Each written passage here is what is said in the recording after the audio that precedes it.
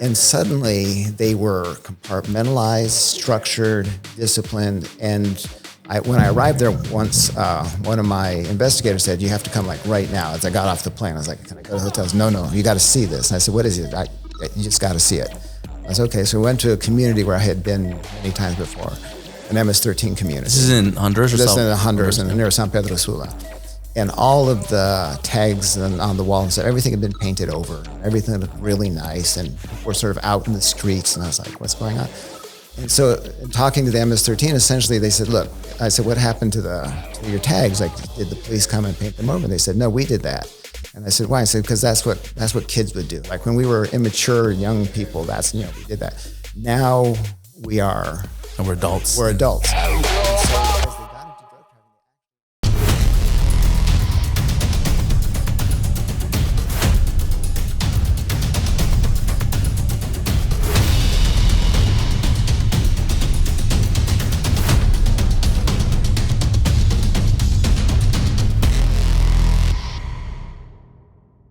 Welcome to the Border Wars podcast. We are the number one podcast in the Americas, the only bilingual podcast that takes you beyond the border. And now, if you're new to the podcast, be sure to subscribe to our YouTube page. Hit the little bell icon so you get notifications. And if you listen to us on Spotify, Apple, Google, wherever you like to listen to your favorite podcast, be sure to subscribe there as well. I say it's the number one podcast, not because of me, but I say it's the number one podcast because of our guests. And today I'm pleased and honored to have a tremendous guest, a friend, a mentor, somebody that I've looked up to for a very long time, both because of the quality of his investigations. He's a career investigator, both in as a journalist, also as in the private sector and as a national security consultant. But I say mostly because unlike a lot of investigators that lately, he doesn't just investigate from his house. He goes to these countries. He goes to the places to where he's looking. He talks to people. He basically mingles in with the communities, and he tries to understand specific threats that are happening, but very much from the ground up. Doug, it's good to see you. It's good to have you here. How are things? How's everything? How's the pandemic been? Well, thank you, Joseph. Thank you for that very generous introduction. No, things are good. Things are, the region, the Latin American region is in significant difficulties right now. So there's lots of. Have you? So you've been around Latin America for most of your career. Right. Have you seen it this bad? No, I think what I haven't seen before is the level of diversity among the criminal actors and among the states, and sort of the complete, in many cases, lack of ideology and simply economic drivers, and all of the old norms of behavior, what we could expect, like from the FARC, what we could expect from the Mexican cartels, what we could even expect from the Bolivarians, has really gone sort of out the window. And we're in sort of this whole new world where everyone's experimenting with how far they can go, and so far they can go pretty far. So it's like not exactly what the Cold War was, right? Where there was a huge ideological component on capitalism, socialism. This has become a little bit more of just a world of, you believe in certain rules that exist among democracies and international order, or you don't. Right. And you say, we're going to play by other rules, and we're just going to, narco trafficking, international trade, gold smuggling, illicit gold. You're just going to mix it all together, and you're going to play by those rules. Is that fair to characterize it in some way? I think so. I mean, having been through the Cold War, proxy wars in Central America, there were certain things that didn't happen because either the United States wouldn't let them happen, or the Soviets and the Cuban proxies in Nicaragua wouldn't let happen. For example, the FMLN in El Salvador desperately wanted surface-to-air missiles to hit U.S. Helicopters. And the people who said no were the Russians, the Soviets. They said, you can't. They don't want to escalate a war. We don't want to escalate that, because you do that, the Americans are going to blame us. Contras, and then it gets out of control. So you had certain limits on what could happen, and it was played out in I would say, an understandable context. As a journalist in that time, one took risks because if you went into combat and things, but no one wanted to kill a journalist. It was bad for everybody because international opinion mattered greatly. U.S. support mattered. Soviet support mattered. The Cubans didn't want to look bad.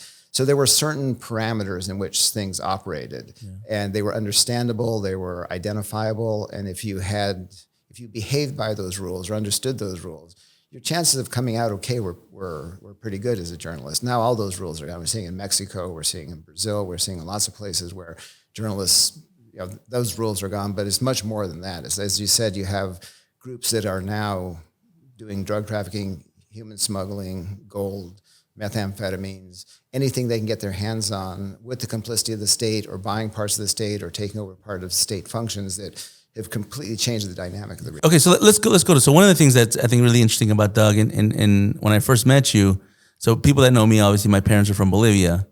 So you were born in Bolivia, right? You were born in Beni, is that right? I actually went there when I was 18 months old. Okay, so you weren't born in Bolivia, but you're very young when you were. I was very young, yes. So do you remember your time in Bolivia? Oh, I stayed there through high school, and then I got married there and worked there for. So you know Bolivia. I remember a lot of Bolivia. Where in Bolivia were you?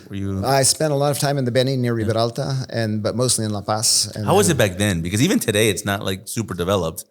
The Riberalta in that area back in the day was like the backside of nowhere. You couldn't fly in on commercial flights. You had to. My parents were missionaries. So they had little missionary aircraft, little Helios and little Cessnas that would fly people around. It was mostly river transportation. The only electricity that existed were the generators like the missionaries would set up, and it was a very mail would take maybe 2 months to get in from the United States. You had to go to the Riberalta, to the river, to pick up your stuff at the boats that were delivering. That's how the mail came? That's how the mail came. Through the river? Through the river, yeah. Oh, wow. So it was a very different world. I'm trying to visualize it. How does it know where to stop? Well, it would stop in Riberalta, and then you had to go, and then it would drop it at the post stop in Riberalta, okay. and then we would. So all the mail would go to like a central point, right? And then everyone would, and there were, because the missionaries had a small community, there was a lot of mail for them. And where did you go to high school? Was it in Riberalta or did you go to La Paz? I went to the international school in La Paz. In La Paz, yeah. Okay. And how was that? How was La Paz? It was also pretty much a small town at the time. There was very, you had the Alto, then you had the upper, the downtown, and then you had Obrajes Calacoto, which is where Zona Sur. But then it didn't go all the way up the way it does now. It stopped at that time. If you got to Calle 21 in Calacoto, that was the end of the road. Now I think it goes like miles past there, and everything's developed, and you have all this other stuff there. For those that don't know La Paz, Bolivia, it's, I think, famous for being the highest capital in the world. I'm not sure if it's the whole world. Yeah.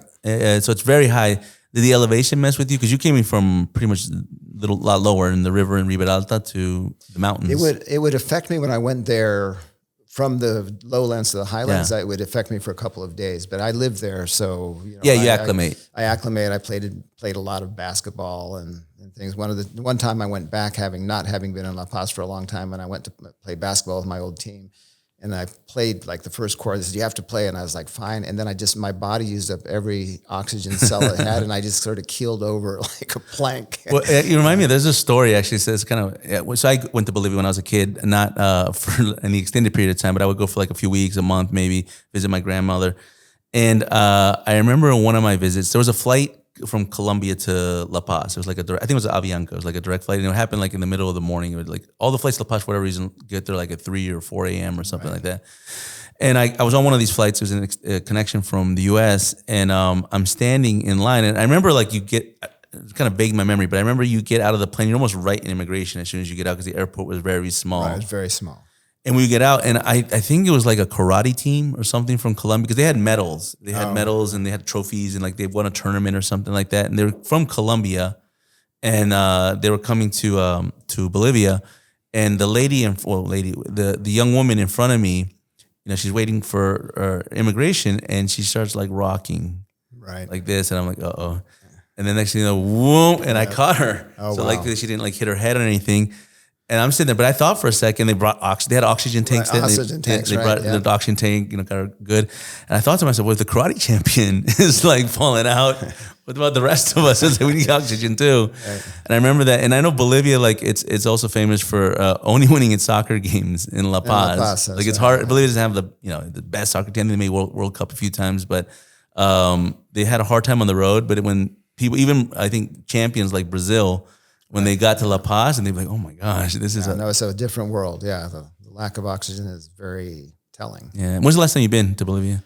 I have not gone back since, I think, 2011. Yeah. Is that because of the government there, or is it just Yes, I wrote a long study of Evo Morales and the Bolivarian takeover of Bolivia and the authoritarian trends and the abuses that were happening in that situation, which Evo Morales read at the time and then decided he didn't want me to come back. Okay, So, he put you on the short so list. he put me on the short list. So I have not gone back since then. Okay, and then when did you, going back to after high school, when did you went to college here in the U.S., I imagine? I stayed there for several years working in rural development, and then I came to the University of Kansas to study journalism. Okay.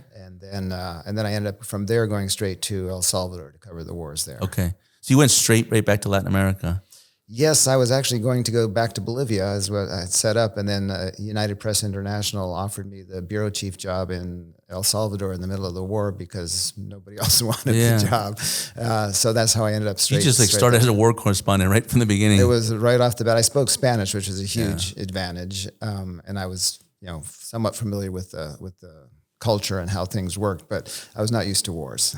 So when you mentioned in the beginning, you said it was a very different time back then.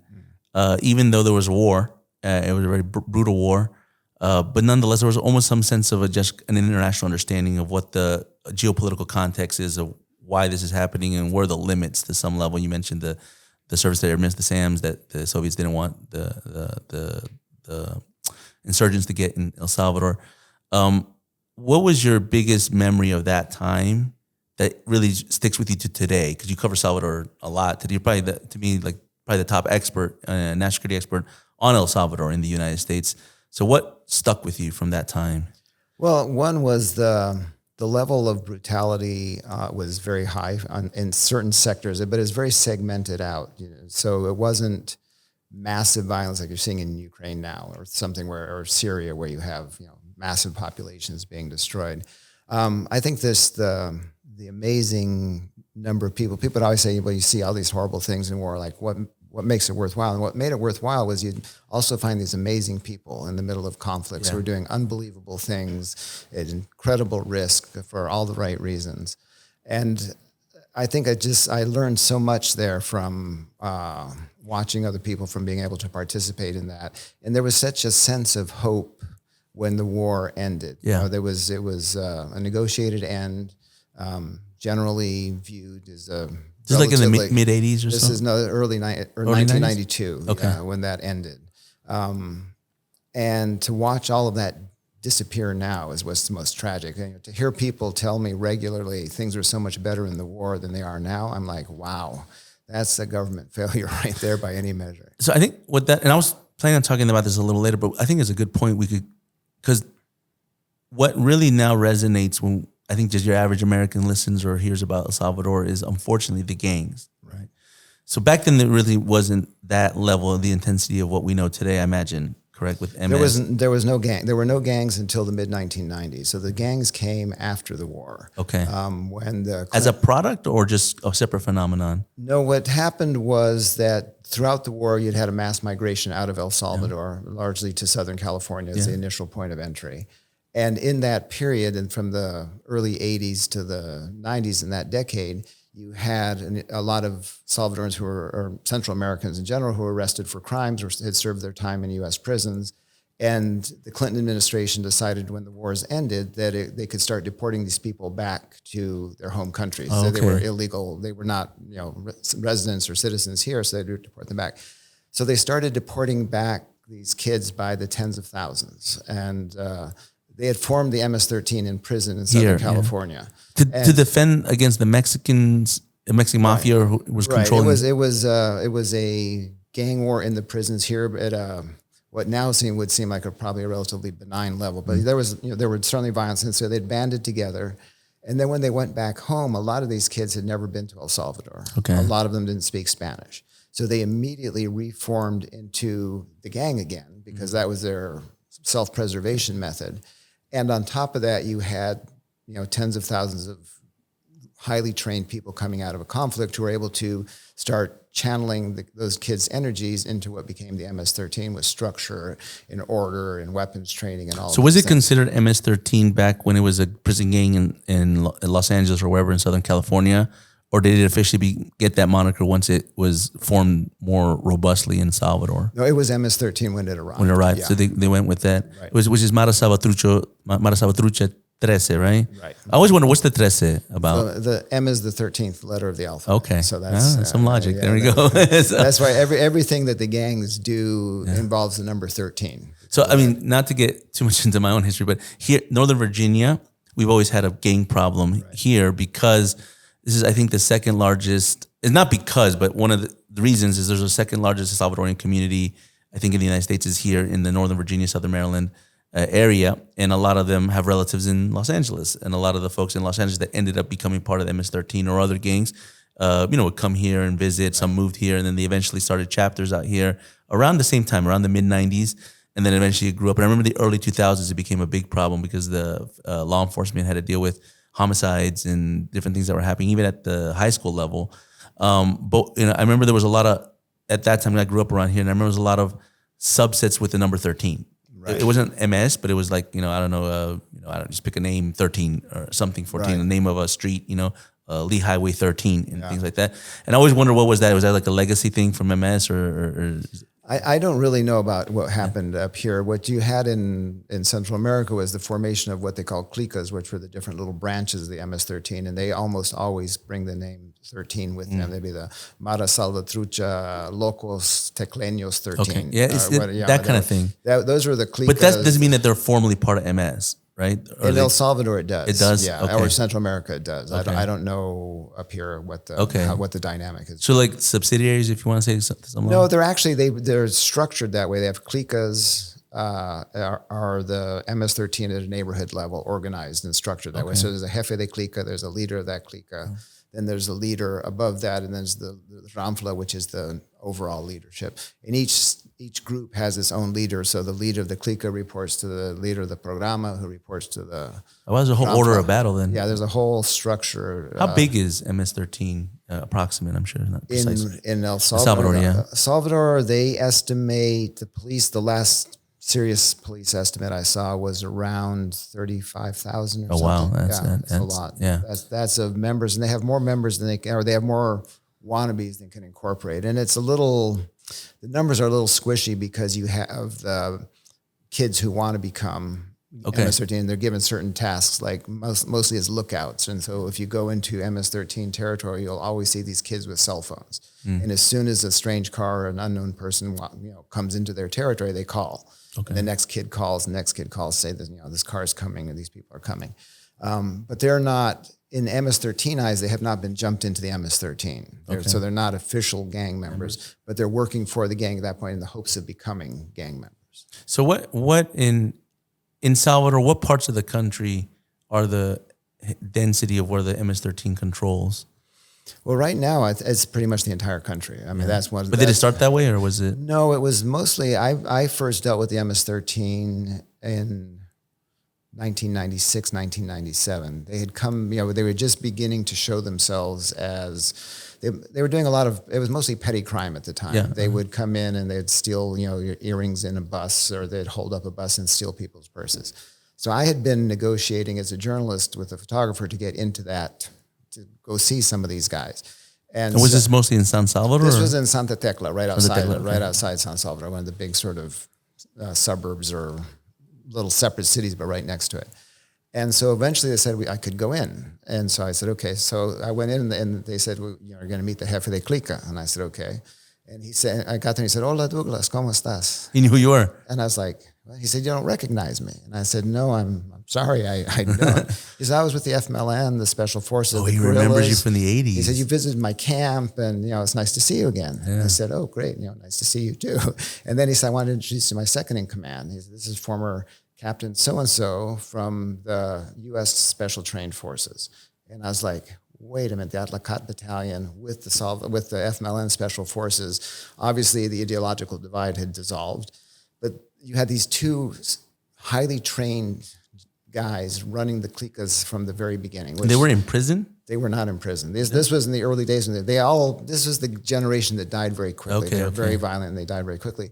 But my understanding of the gangs has been somewhat different from other investigators because that was my first introduction to them. There's this mythology about how the gangs were these sort of disorganized kids out there doing stuff.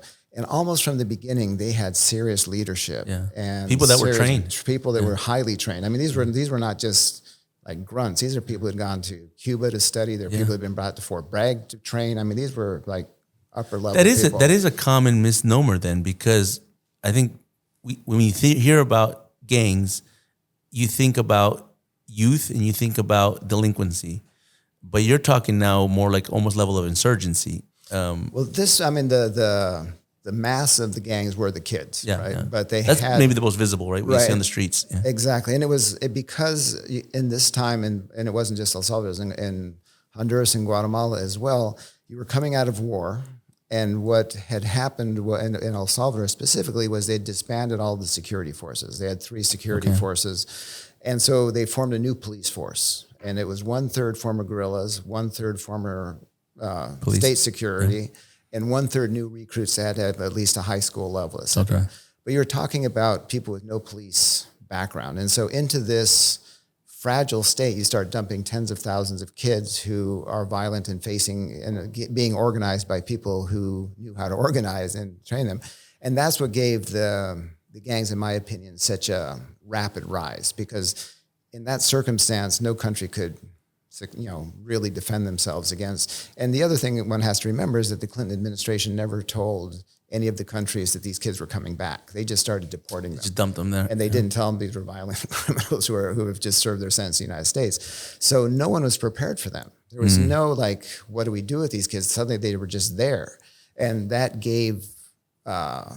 was the wind that gave rise to them becoming such a serious problem so quickly, because people say, how did it happen? It happened because there was multiple policy screw-ups along the way that got them there. You know, it actually kind of, in some ways, and I know it's not the same, and there's a lot of nuance to it, but it somewhat almost reminds me of what happened in Iraq. You know, with the developing of the insurgency, which a lot of them were Baathists that were served in the military in the beginning, and that they were demilitarized and they were sent away, and they didn't have anywhere to go, and they started creating their little groups, and even to the point that you were saying, where they were establishing to some level a command and control structure, but used just common day people to do kind of the street surveillance. That was very much a part of the Iraqi insurgency and the early parts. I'm talking about 2003, 4, 5 of the war.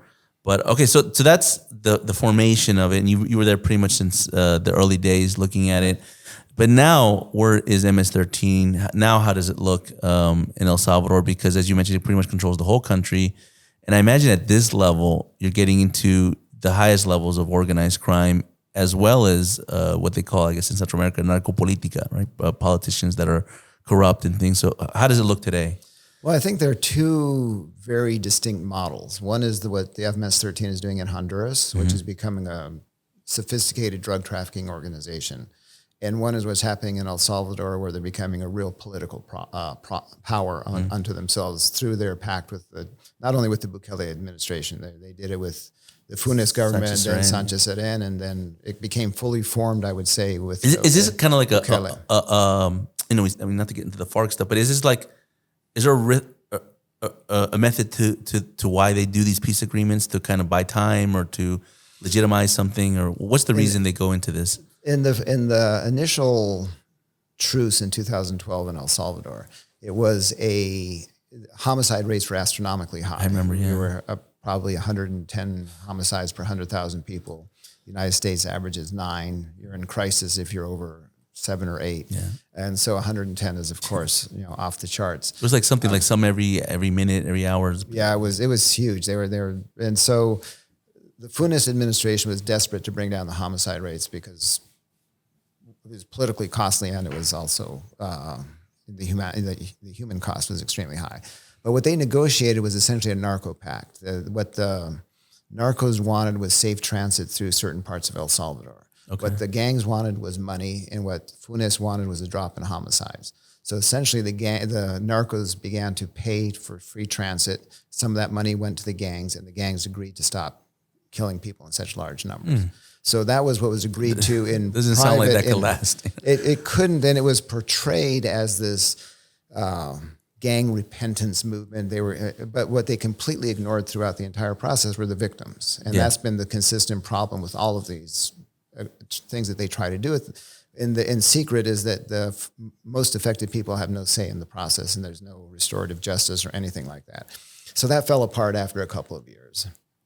And then what that interim taught them, the 2 years in prison, and that time I was able to go visit them in prison, I knew some of the leadership, was that they had power. They had never realized until that process of that they had political power. That they had political power. And I went to meet the Ramfla in the prison one time, and I knew some of the guys from. When you say Ramfla, you're talking about the head of the national leadership. The national leader. Is that an acronym or is that a? No, it's a term. It's a term. Yeah. And so I was saying, like, how does this work? Because it was clear that they were getting a lot of benefits from this, and they laughed and they said, "You wouldn't believe it. The Minister of Defense will come and he will say." Tell us what to do. And we'll say, no, we don't want to do that. We want televisions. We want pollo campero. We want prostitutes. We want whatever. And the government always says no. And then we just throw bodies on the streets until they come back and say yes. And I was like, it sounds like the worst moral hazard that you can create, where you just incentivize the worst behavior. And that's what would happen. You'd have these, not unlike what happened recently in El Salvador, you had these periods of peace and then these huge spikes in homicides when they would get what they wanted. And so, but peace as long as the refrigerators and stuff are getting delivered, and then once that stops, and there was never really the peace that was portrayed either, because what we were finding was there were massive amounts of clandestine cemeteries. So instead of killing people and dumping the bodies on the street, which causes alarm and people get scared, if you kill somebody, cut them up and bury them in a shallow grave, and nobody notices they're gone, especially other gang members. Their families aren't going to report them. And I imagine that they didn't get away from the other elements of organized crime, which like extortion and the other things that you could do that aren't necessarily homicides, right? Well, the gang's lifeblood was extortion, that financial lifeblood. And what's really interesting is in Honduras is that no longer is. As they moved in, in Honduras, what you had was the DEA went in 2014, 2015, 2016, essentially to clear out what we now know was the competition to President Juan Orlando Hernandez, who's now in prison in the U.S. for drug trafficking. But we'll talk about that in a second. Yeah. But essentially, they cleared out all of the normal transportista networks. The groups that moved the dope from further south to Guatemala to Mexico were taken out, except for the MS13. And they had dreamed of this moment arriving. And so they were, and I was stunned because I deal with them a lot, and over a period of time, many years. And suddenly they were compartmentalized, structured, disciplined. And when I arrived there once, one of my investigators said, you have to come like right now. As I got off the plane, I was like, can I go to the hotel? He said, no, you got to see this. And I said, what is it? You just got to see it. I said, okay. So we went to a community where I had been many times before, an MS13 community. This is in Honduras? This is in Honduras, near San Pedro Sula. And all of the tags on the wall and stuff, everything had been painted over, and everything looked really nice. And people were sort of out in the streets, and I was like, "What's going on?" And so, in talking to the MS13, essentially, they said, "Look," I said, "What happened to your tags? Like, did the police come and paint them over?" And they said, "No, we did that." And I said, "Why?" I said, "Because that's what kids would do. Like when we were immature young people, we did that. Now we are." And we're adults. We're adults. Mm-hmm. And so as they got into drug trafficking, they actually made the formal decision to stop extorting because people in the communities hated extortion. Yeah. If you were running your little local store and you had to pay extortion every month, you paid extortion to get on the bus to go to work, get a less than minimum wage job, you paid extortion to get back on the bus to go home, you lived in constant fear of your children. Tax, it was just, but it devastated their lives. You're making, nothing. But now they're starting to think like politicians, right? Well, that was what was fascinating to me was that they had made a conscious decision to forego that economic because thinking about public opinion. Because they had the money from drug trafficking coming in, and they switched out. And so now, if you go to most of the MS-13 areas in Honduras, they call the MS-13 La Mara Buena, the good gang. Are they in suits and stuff? And they're not in suits, but their communities are quiet. Okay. They provide security. They actually usually in most of the places you'll have the boss of the clique of the local gang will come in a couple times a week and they'll listen to all the problems of the community. This guy beat his wife. Did you beat your wife? Did you not beat your wife? They'll do a little investigation, and if you did, you get beaten. If you didn't, it reminds me so much of Iraq. Yeah, it was. Okay, so let's take that to now the most recent peace agreement. I don't know if that's exactly what it's called, but the deal that President Bukele of El Salvador is signing or dealing with MS13. Is this any different from what we're seeing in the past? Is it a transformation? How are you looking at the newest thing? Well, they are very careful to distinguish the negotiations of the Truce in 2014, 2012, 2014 to the Pacto now, the pact that they had with the government. What they realized in prison, what I was starting to say at that point, was that they had all this power, and what their power resided in was their territorial control and their votes. So they had no ideology, but they could go to Arena on the right or the FMLN on the left and say, how much will you pay for 300,000 votes? Okay. How much will you? So they would negotiate in blocks of delivering their votes, which was an incredibly effective way to gain political power. And essentially, with Bukele, he brought them in. Not only as the U.S. has now publicly identified, his deputy security minister for what they call for social fabrics, Tejido Social, which runs all the social programs for the gangs, is a gang member. And the head of current or former? Well, he's been in and out. He's clearly doesn't call himself a gang member now, but he has a long documented history of you don't leave with those. the MS. Well, no, he was 18 actually, yeah. Okay. But he was participated in the 2012 negotiations and gained the trust. Was he a of the negotiator embassy. He was one of the negotiators on the. Yeah, so it's a long, very short story, but this places the MS13 with access to the highest levels of government, which they've never had before. He's a minister. He's a deputy, a vice minister. And the head of prisons comes out of the same background. Okay. And if you look at appointed by the president, fully knowing. I mean, there are pictures of these guys. I mean, there's no mystery to their background. And when Bukele came into office, there was a lot of reporting on this, like. This is Carlos Marroquin, known as Sleepstone, who's now the vice minister of the vice minister's name is Sleepstone? Well, that's his nickname, yeah, Sleepstone. Only in El Salvador. His real name is Carlos Marroquin, and Osiris Luna, who's the head of prisons. So it wasn't a secret what was happening. As he began his Plan Control Territorial, this territorial control plan, which was Bukele's big thing, a lot of those functions were turned over to the gangs. So that the gang members were now getting official government assistance in the communities they controlled, which gave them direct control over the population's access to any number of things.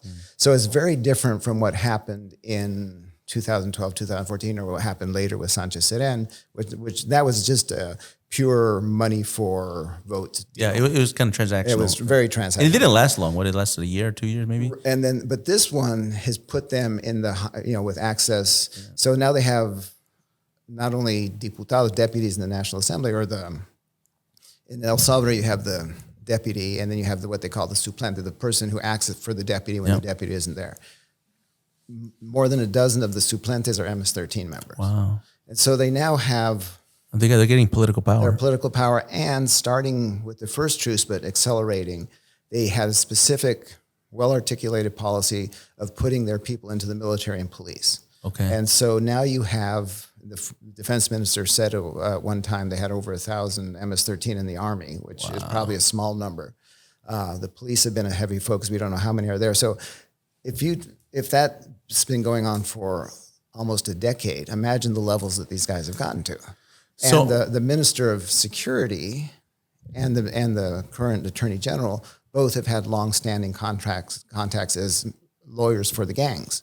So it's a very different landscape than just negotiating political. What it sounds like in some levels is the previous negotiations being that they were transactional, but it kind of opened this door that the gangs or MS or in general didn't really know was available to them until they saw the benefits of that kind of negotiation or that positioning, I would say, that kind of positioning inside the country, and they adapted to that reality. Very much so.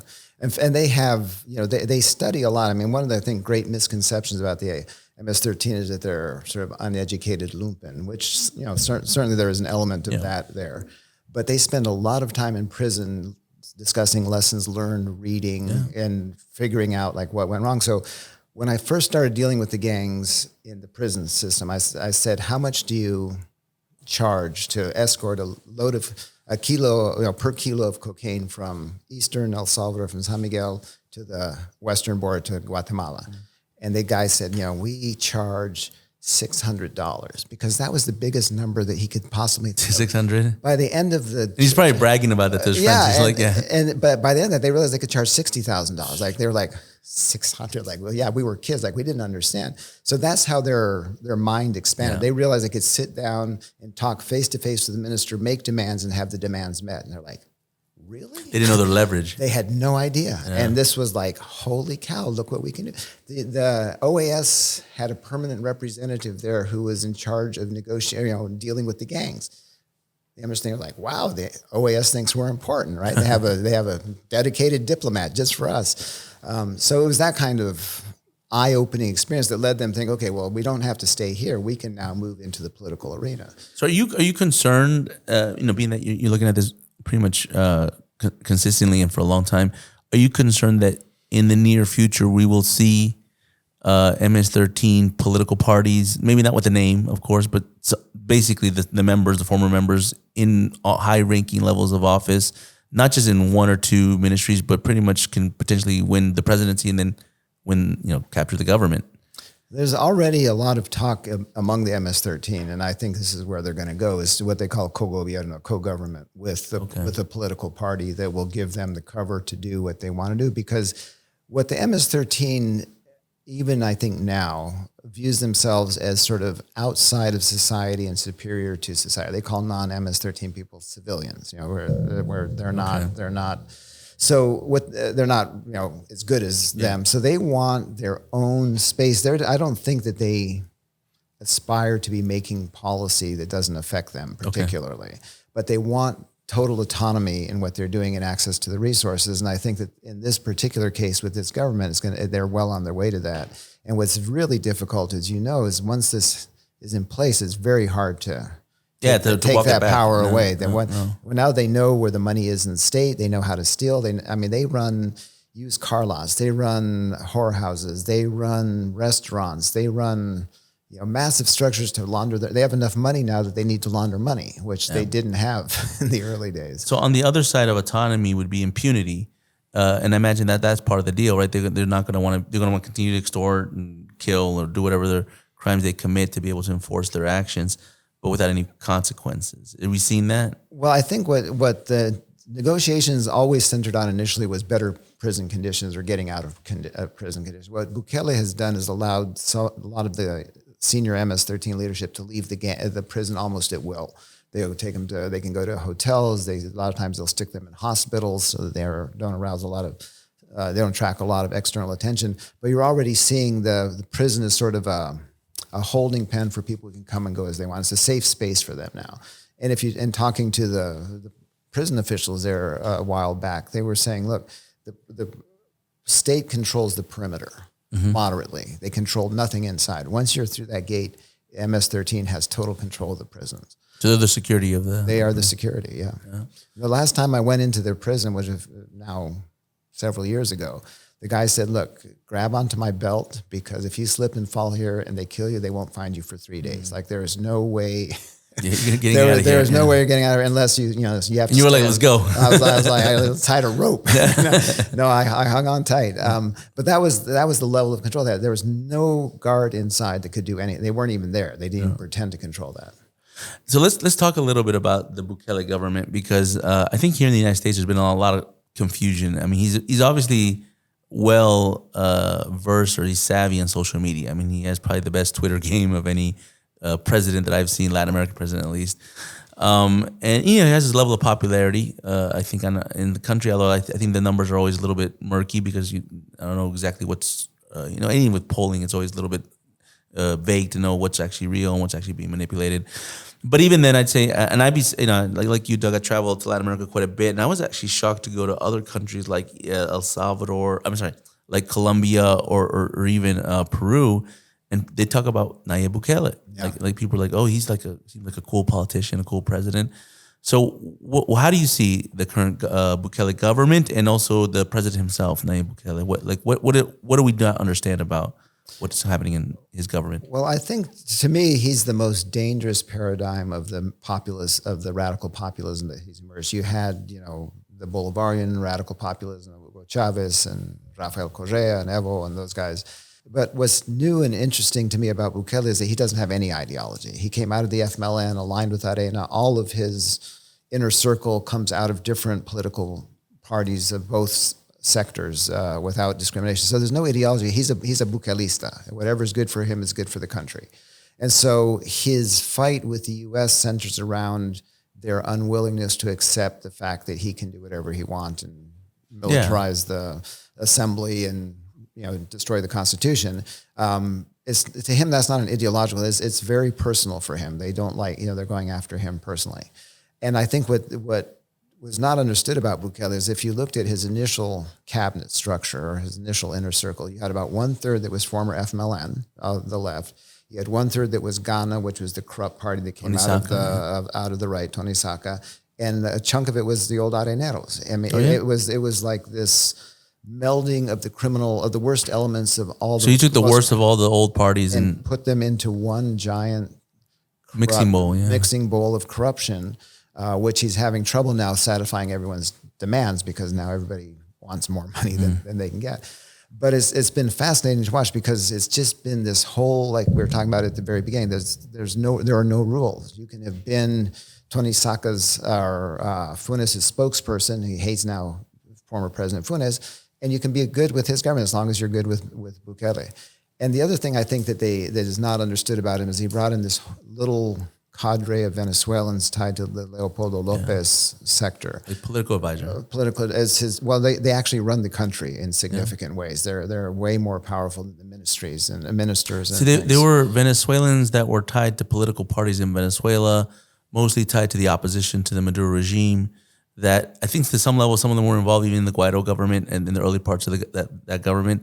That then went to become advisors or basically managers inside of Salvador with the Bukele team? They started, almost all of them go to Leopoldo Lopez's okay, so that's group, Voluntad Popular, out of the opposition. They came as the campaign advisors and then moved with incredible speed up the food chain to become the super ministers and administrators. But they're not official ministers, but they're like basically run the ministries. Right. Yeah. The ministries have a Venezuelan appointed to them that they have to report to before they can make decisions. Very sort of Soviet style. Yeah, it's like a little watchdog. Yeah, exactly. There. Okay. And how is that either steering Bukele in a direction or what is the effect of that? The effect of that is you have unelected officials with no... that part I understand there's no accountability right there. Right. But what I say is, what are they driving him in a specific direction, or to them it's all about making money. So all of the schemes about the COVID stuff, the massive projects that they keep saying they're doing that are never delivered, the stadiums, the intraoceanic railroad, the new airport in San Miguel, all of that stuff flows through them, and all the contracts flow through them. And so I think that my sense is that Bukele is not an administrator at all. Yeah. And so these people just administrate as long as he gets to be president. And so I think what they've done is essentially created this really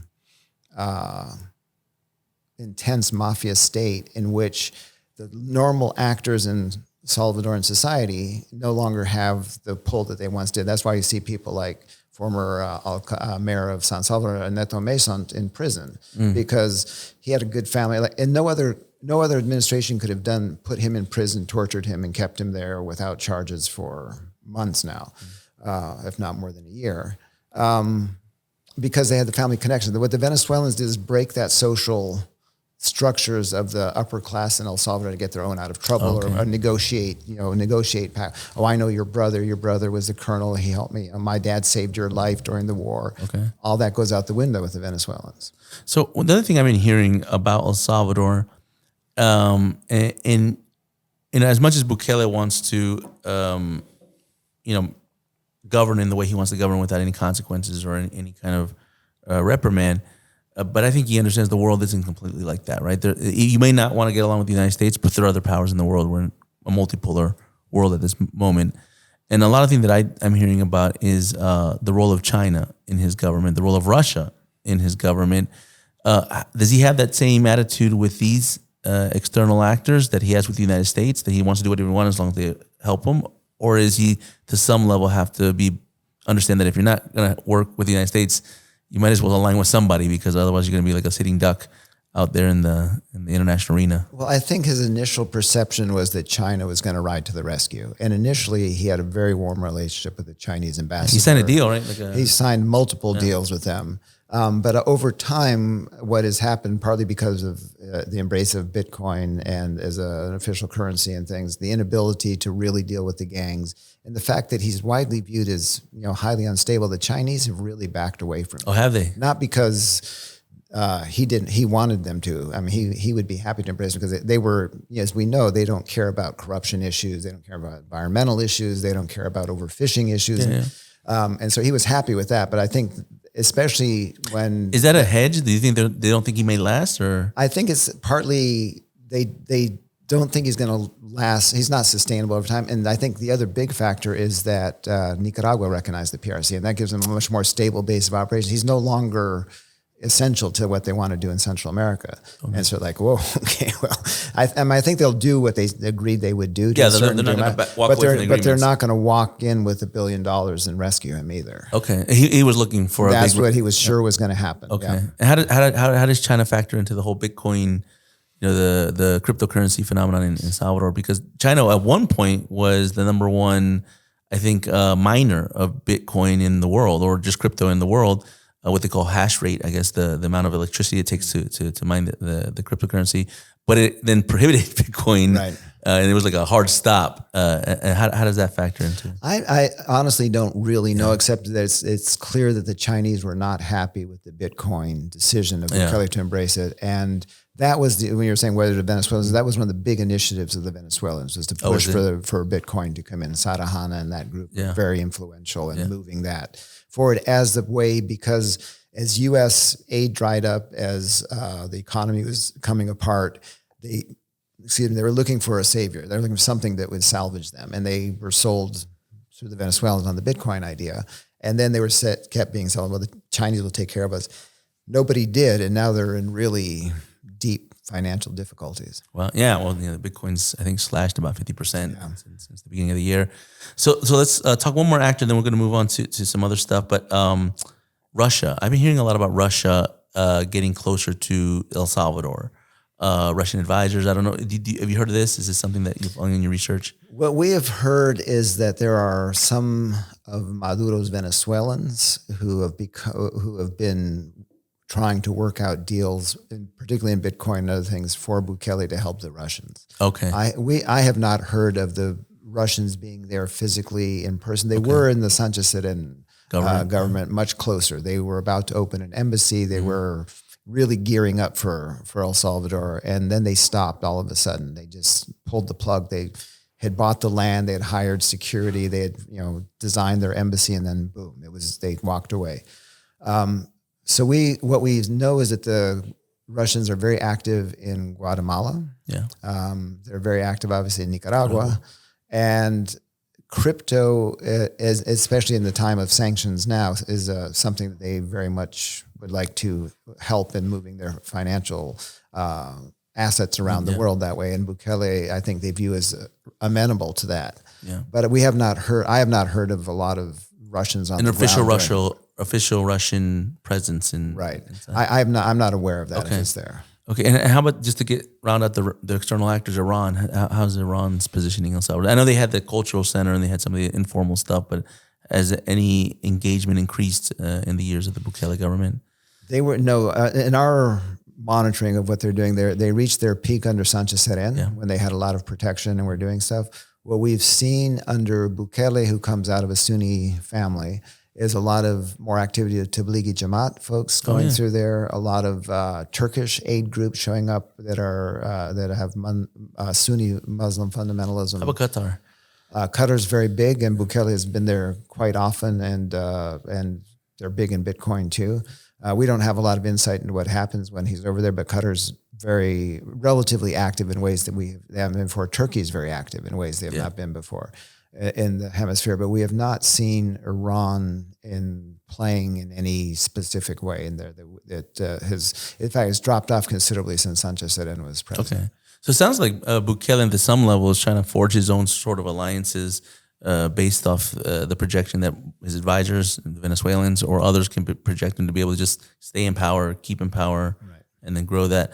Okay, let's transition a little bit because we talked Venezuela, and I think one of the things that me and you spoke a lot about over the years with the Bolivarian bloc. We met. I can't remember exactly the year, but it might have been more than a decade ago. And I remember it was specifically about the Bolivarian bloc. And it was because here in Washington, like nobody was paying attention to it. There were very few people that were actually writing about it. You were obviously one of them. And you were warning essentially the U.S. national security community. They're saying this is more serious than it looks. Like I know to some level, Hugo Chavez looked like a clown at the UN and saying smells like sulfur, but they had a plan, or at least they had a semblance of a plan, and they were advancing on what they wanted. And we saw it with Venezuela at first, but then we saw it, you mentioned, in Bolivia, we saw it in Ecuador and Nicaragua, all countries you've covered. But then they had a dip a bit for a time, at least politically. They weren't rising to political prominence in other countries. But their movements, their networks never really went away.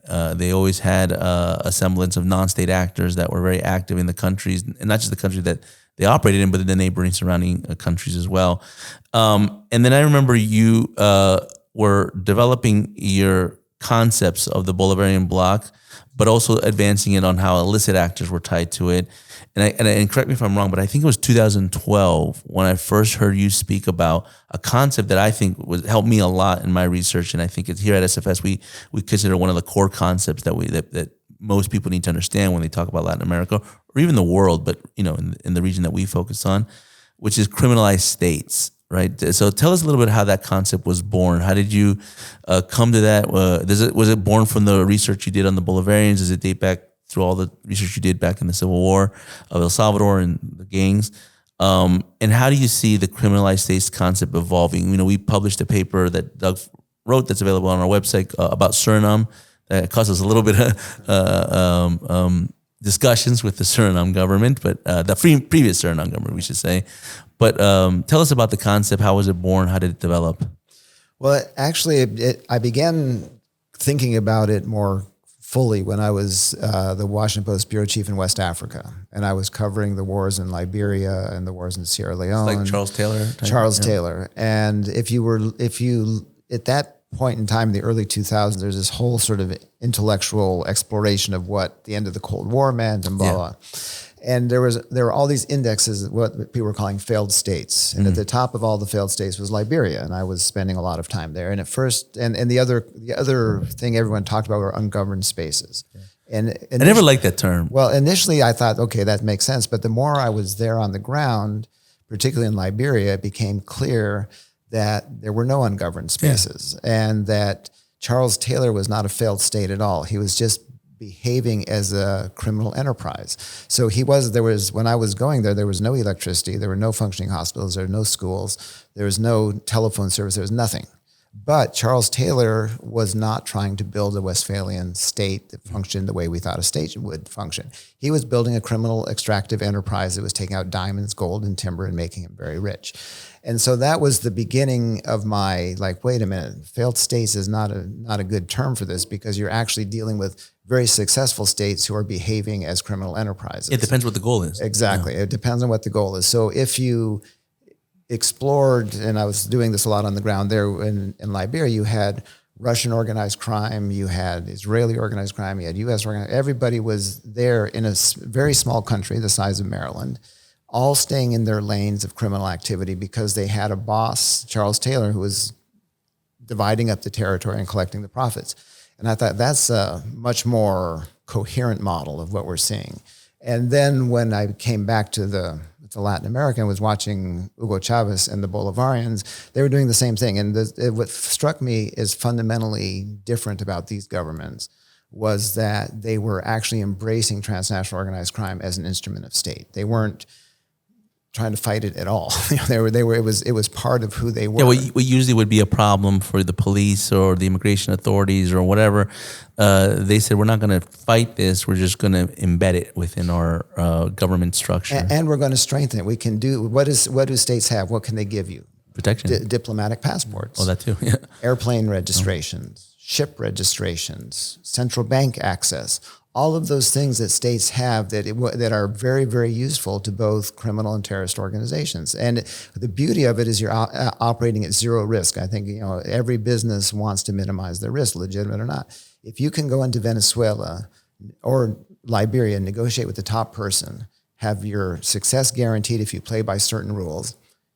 That's great. That's the best you can hope for, and reap all the benefits of having of state protection while you pay the state, and they extract a benefit from you as well. And that's what got me sort of thinking about what had changed in the region. What was fundamentally different about the Bolivarians than all the other authoritarian dictatorships that had come before it. And so that led you to, I think, publish a monograph, right, at the U.S. Army War College at SSI, right. Strategic Studies Institute, which I think is that the prime document when it comes to criminalized states? Is that where you mostly documented your research and your? That's where I first tried to fit it all together, and I think it's actually stood up fairly well over time as a conceptualization of, and that's what makes it a threat to other countries in the United States. That's what makes it a national security threat, is that you're not talking about little criminal organizations trying to, even big criminals like the Cali cartel or Sinaloa cartel. You're talking about states that are acquiring the capacity, as Venezuela has been doing from Iran, for missiles, for different things. And the thing about it is that if two states agree that what they're doing is acceptable to both states, in their little world, that is not an illicit transaction. So if you want to ship cocaine from Venezuela to Iran, and Iran agrees to accept the cocaine, you have not committed a felony in either state. Not in Venezuela. Right? Not in Venezuela, not or in Iran. Right. Yeah. So the conceptualization of what is legitimate and illegitimate is fundamentally fragmented at that point. And I had a conversation with General Breedlove when he was commander of NATO. I went to a conference where he was talking about the Russians at that point, but it struck me as exactly what we were seeing and still continue to see. And he said, the problem we have as NATO with Russia is we think that we're all playing soccer. Like we all think we're on the same field. You get a yellow card if you're too rough. You get a red card if you're really rough and you're thrown out of the game. And he said, the problem is that Russia is playing polo on our soccer field. There's different rules. There's no rule. Nothing that we do applies to them, and they don't view. Well, they have different rules, right? They view they're in the same space, but riding polo ponies over our soccer players, and that what struck me as fundamentally profound in what we're seeing when you're playing two different games, and we keep thinking our rules will apply to them. Well, if we throw them out of the OAS, we're enforcing our rules. Yeah, and they're like, no, I think that's a point that we've shared. We talked about it in different conversations, both in working groups and also just me and you, that I've 100% been supportive of, because I've seen the same thing develop over the time. And I said, the international order is changing, and this happens in the world from time to time, right? Me, you, we were all born in this kind of Westphalian democratic governance, representative democracies that we come to accustom to because it's all we've seen in our lives, right? But we think 100 years ago, 200 years ago, the world was not like that. And monarchies were dominating for a long period of time until the 19th and then eventually the 20th century. So I think that this is, we're living this moment now. We're living this moment of the world's changing. In fact, one of the reasons we do the podcast, and not just the podcast, the videos, is because it kind of started with this question. And I've asked it to several ministers in Latin America and some policymakers here. And the question is, what makes something illicit? Right. Like, what makes it illegal, right? And the first response, most common, is the law, right? Well, maybe what makes the law, and you go down that rabbit hole. But really came down to is a border is what makes it illicit, because your definition of illicit ends at jurisdiction. It ends when you get to a certain border. That's why when any cop movie or any criminal movie that you see, they're like racing to get out of the state because cop can't chase me. I pass this border, I'm free once I go cross the state lines. And so we realize that the borders mean something, not necessarily just as a physical line on the map, but they also mean something in terms of identity of a country, its culture, its makeup, its legal frameworks. And then you extend that to your concept of criminalized states, and it's like, if you're inherently designed to control territory and change the rules in that territory, then your natural next objective is to expand territory and move into your neighbor's territory and to control that. And I think the kind of glue, or maybe the ecosystem that becomes, is illicit economies. And that's what I'm concerned, because I'm seeing this happening in Russia. I'm seeing this happening in Latin America. I'm seeing this happening in Venezuela, where the definition of what's an illicit activity is on its head. And like we call it illicit gold trafficking or gold smuggling. and the Orinoco. They're like, no, that's our gold exports, and we're sending our gold exports to Turkey or to Iran or wherever we want to. The way we do it doesn't matter if it's ALN or the FARC or whoever that's a custodian of that gold. And I think that comes at it. And I think that criminalized state comes because this was happening which you were very much involved in this, and as was I, was a period where convergence was a concept that was being discussed in the defense community, right? The idea of criminals and terrorists, maybe not synchronizing their strategic objectives, but there's a logistical community that's starting to bridge these two together. But I always felt it was missing that third overlapping circle, which was your work, which was the criminalized state. Because there's a convergence just naturally between criminals and terrorists because of logistics, pretty much. But then there's another circle that no one really was talking about at the time until you brought that to the table, which was what's the state's role in that convergence? And there's obviously many states that are fighting that, they're successfully or unsuccessfully on some level. But then there are other states that are embracing it and saying, we're not going to fight it, we're going to run with it. And so where do you see the criminalized states phenomenon in Latin America today? Because Venezuela's, I think for sure we wrote the paper of Suriname, and now it's clear that was the old Suriname government, the one that was, I think, was Desi Bouterse was the president, and obviously he was a convicted narco trafficker, so it wasn't too hard to figure out that was a government that was based with a high level of criminality. But what other states in Latin America are you concerned about at this point? Well, I think what's more concerning even than the individual states is the complete fragmentation of what you were saying, of what is illicit and illicit. There, for a period from post-World War II until fairly recently, there was generally a consensus of what was licit and what was illicit. And that fragmentation and the now arguing over the definition of democracy. Is democracy Chavista, Bukele? I am the president, therefore I am the state. Therefore, if you're against me, you're against the state.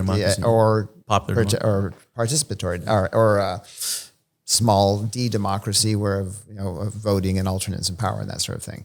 So I think that to me is that lack of consensus, and that's why I think Bukele is so dangerous. Is he brings a completely non-ideological layer to that, where you can be anybody and be part of that group. Because they obviously characterize him as a right, but I don't see him as right or left. He came out of the FMLN. I mean, that's that, and then he embraced. There's no coherence except himself in it, and that's what I think makes those actors so dangerous. Is that they're not going to behave in ways that we would have found predictable in the past. It kind of throws the political spectrum on its head, because he's not going to fit in a clean box. He's just going to. He will deal with anyone who he. If Russia showed up, fine. If China shows up, fine. If Thailand shows up, fine. I mean, it doesn't matter, right? As long as he's getting what he wants from it. So I think that who are his adversaries? You would say internally, both internally and in the neighborhood. Well, I think that's one of the tragedies of Central America right now. Particularly, you have the Giammattei government in Guatemala, which has serious difficulties and is deeply embedded with other criminal groups. You had Juan Orlando Hernandez in Honduras, who is now indicted and extradited, clearly deeply criminalized. And we have, I think it's clear that the new president, Xiomara Castro, has ties to different mafia groups as opposed to clean break from those mafia groups. So I think he doesn't really have. I think Costa Rica has been by far the most articulate and vocal on issues of democracy, not in terms of internal politics, but standing for traditional democracy and the need to respect the rule of law, et cetera. In general, or pointing at Bukele with concern? I think both. Yeah, they've been there. The speeches of the Costa Rican ambassadors at the OAS and UN have been really quite, and just now at the Summit of the Americas have been quite spectacular in terms of. Did you hear about that, the cyber attacks on Costa Rica? Oh, there's a major cyber attack. Oh, the ransomware stuff? Yeah. But these are like super big attacks on Costa Rica. I talked to some of the folks in their government, and they're really concerned about this and trying to figure out what's going on. But no, I agree. I think Costa Rica has always been kind of the outlier. The outlier. And Panama is not fully on board, but they're also not going to fight with Bukele. So, and how's Bukele's positioning with Venezuela, considering that he has Venezuelan advisor, but from the opposition, the classic opposition, Has he been vocal against the Maduro regime, or is he acting against their interests, or when he was, or even Nicaragua for that matter, which is kind of when he was friendly toward the United States, he actually was fairly harsh on Venezuela. He's gone completely silent. I'd say the last 2 years, nothing. And is that because he thought that I'll say this because the United States wants to hear this? Right. I think he viewed everything as a quid pro quo. Okay, you're going to help me. I'll talk about this. Unlike, I would say, for example, Boric in Chile, who has his internal issues, but he's been very clear on Venezuela and other things in terms of democratic governance. So I think that's something that's interesting to watch. The other place I think is very concerning because of its relationships with Russia and its deep Chinese influence is Argentina. And I think Chile, not for its democratic, not because of Boric, but because of the Chinese now own 56% of their electrical grid. They own the fiber optics. They're putting the fiber optics into the Antarctic region. They're going to control all of that communication, et cetera. That's what those are the countries I worry about most. Yeah, the Southern Cone. The Southern Cone, yeah. No, I think that those. Honestly, it's really hard to choose because there's so much things going on in the region, and it's all not good for the most part. Where I see Boric to some level, yeah, I agree. His rhetoric isn't the worst, and there's a lot of concerns on some of the way he's managing and governing in the country. But I would say what I am concerned about in terms of Chile is and this is just broad in all Latin America, is going back to that concept of borders. And I see them remaking borders. I think this is a serious thing. I don't think it's just something that they're going to do through rhetoric and big speeches about the old colonial times. In what sense? Binational governments, binational congresses, the ability to them, basically have border controls basically erased and just have almost like what Europe ended up happening to some level. It didn't go the full distance, but basic transit-free zones and things like that. And what happens is, and I think the most powerful element of that is the economy, because once the illicit economy overtakes the formal economy, then the governing structure is just going to follow, because that's where all the money is.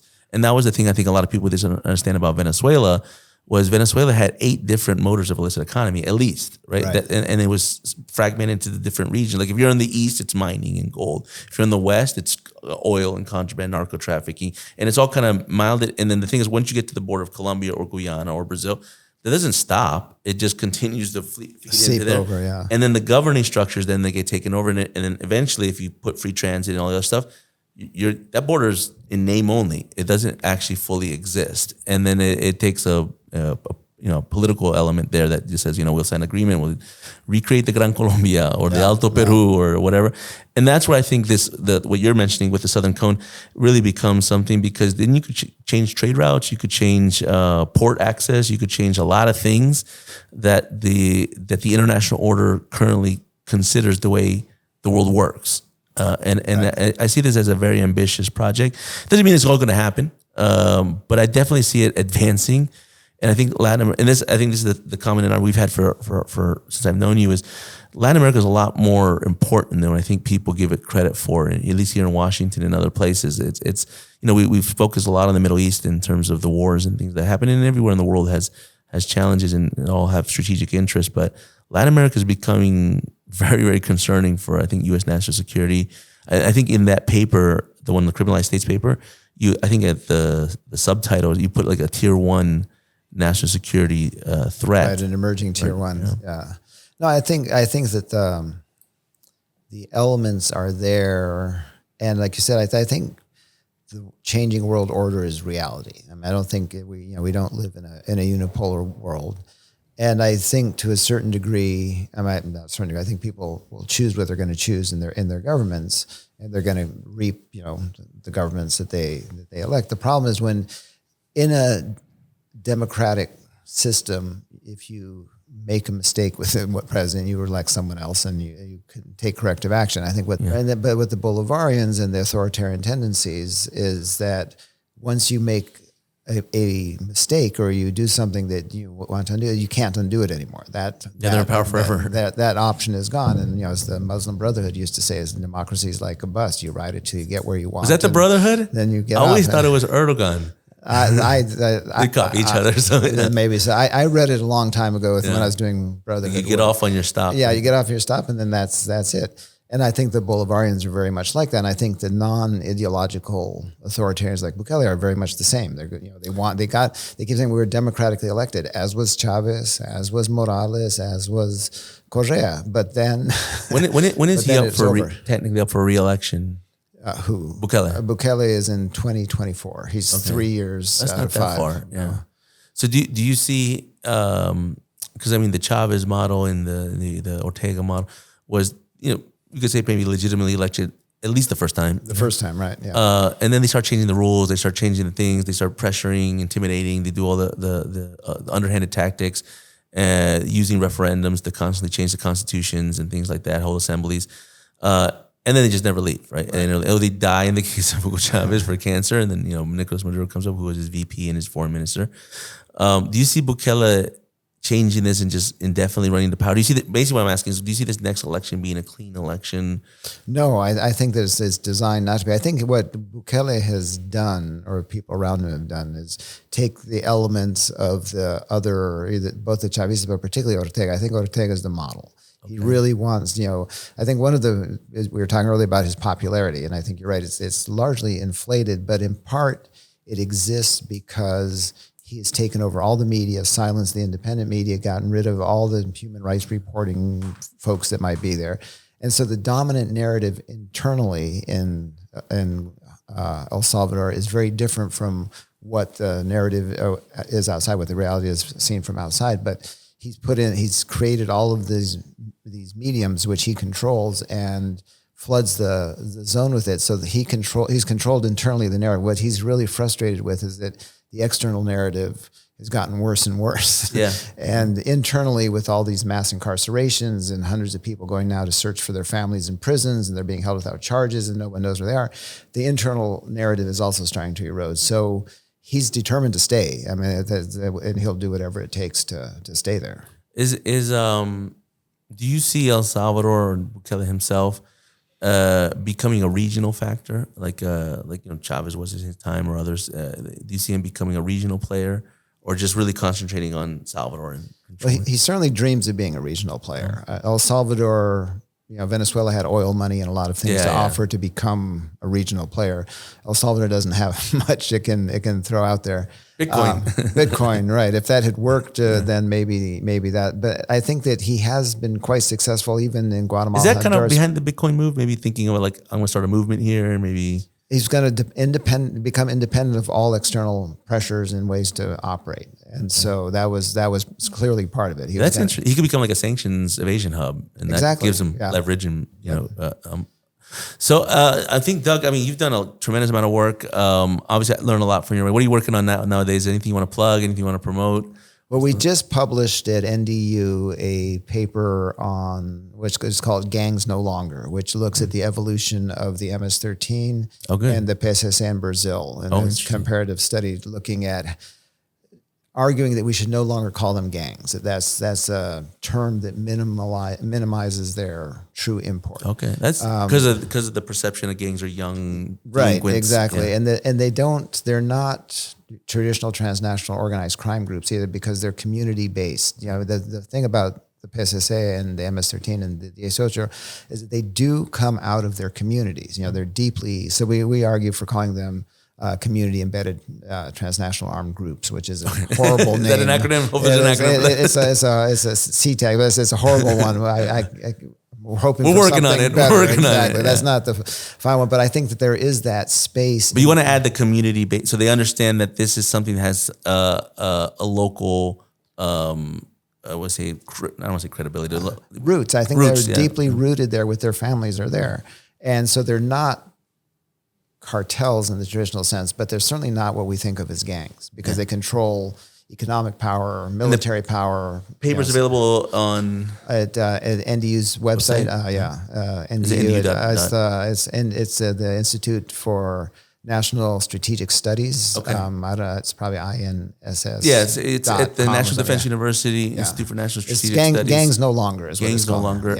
No, I haven't read it yet, so I'm looking forward to reading that paper. Is a lot of what we discussed in the paper, a little bit the evolution? Yes, about the evolution of the MS13, and then looking at the PSSA in Brazil, which is a much bigger group than the MS13 is. We talked about the PSSA in another episode, and it's very interesting in the sense that they're growing in other countries. Right. They have really, and they have their whole, the thing I found fascinating about them, different from the other groups, is that they have a deep cultural component. They have their own music, they have their own websites, they have their whole sort of ecosystem that you can survive in there. It was the MS13 has not done that yet. Yeah, actually, I got to ask you this last question. I completely forgot about it, but have you been following the case of the prosecutor that got killed from Paraguay and Colombia?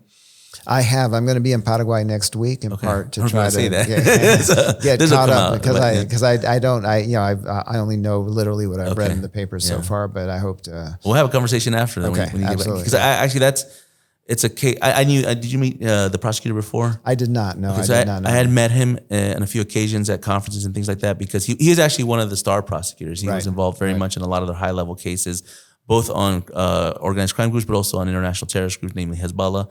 And what was interesting, did you hear about the arrests?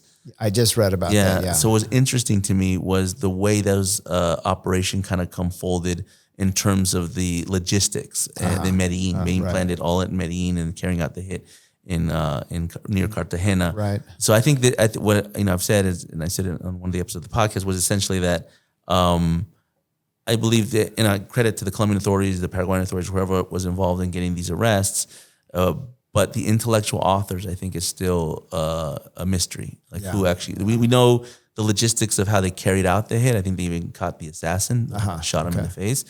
But who ordered this? And there was at least one payment of about $150,000, and and unfortunately, it reminds me to some level of the Nisman murder. Exactly, yeah. Which were well, and you think you knew Alberto Nisman? I did, yeah. That was a very tragic case, which nothing never.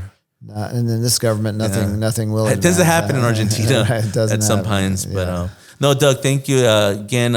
You can find, and then IBI Consultants. You can find all your work. IBIconsultants.net. Yeah. IBIconsultants.net. You find the paper on the gangs at the National Defense University Institute of National Strategic Studies. Gangs no longer. Gangs no longer. Right. Gangs no longer. Doug, always great to see you. Thank you, Joseph. Appreciate it. Great to see you, and thanks for all your support. And you've been on the cutting edge of a lot of this stuff too. I think. Yeah. Honestly, the work you've done and others, and it's helped me understand to focus on certain things because there isn't a lot of good work on Latin America. That was my experience coming. Obviously, you've been doing it longer than I have. When I started around 2009, 2008, 9, 10, I remember I was like, "Where's like the good literature on this?" And there just wasn't a lot of it, and that's why I came into Max's. Well, Dr. Max Manwaring is a mutual friend and a mentor for me. His work was very good, right? Very, very empirical, well researched, and you knew him from back in the wars in the 80s, long time. Yeah. Well, Doug, we'll have you back. Appreciate thank you again. And again, if this Border Wars podcast, if you haven't subscribe to our YouTube channel or on Spotify or Apple, wherever you listen to your podcast. And we look forward to listening and being with you in the next episode. Thanks, Joseph. Subscribe to the Border Wars podcast and visit our website at securefreesociety.org. See you in the next episode.